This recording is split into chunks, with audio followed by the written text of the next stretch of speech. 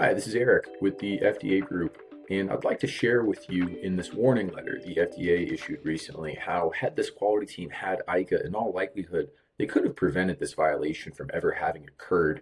The violation in question here was the failure to establish and follow appropriate written procedures that, in this instance, led to the contamination of drug products.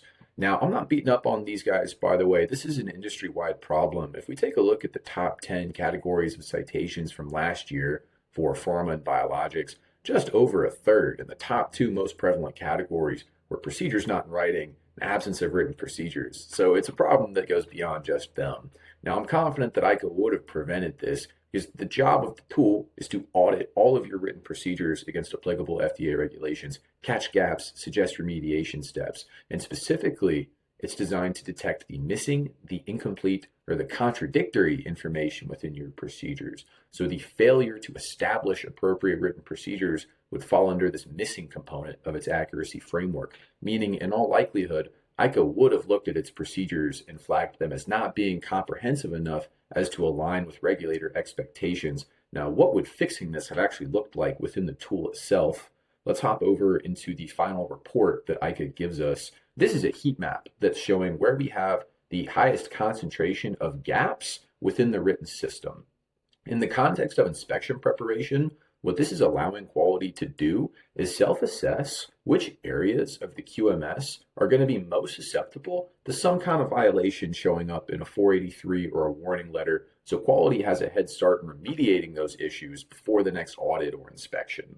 And if we go back to the warning letter in question, this is specifically a violation against Part 211, Subpart 113. Now, my final report is also going to aggregate for me, organized by CFR subpart, all of the observations that it's made. So we're going to look at the observations against the control of microbiological contamination.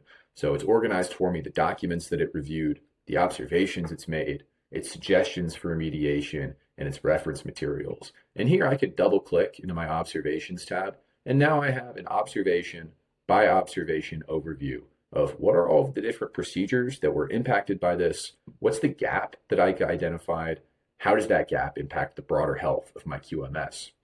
Now, none of this guarantees, by the way, that the organization would have made it out of its inspection squeaky clean. ICA is not designed to replace in any way auditors or the broader quality team, but it's designed to augment them, to take the tedious chore of document review off of their plate and give them a head start in remediating problems before FDA ever sees them. If you think this tool is interesting and you'd like to learn more about how this might work within your organization, please get in touch. We'd love to have a further conversation.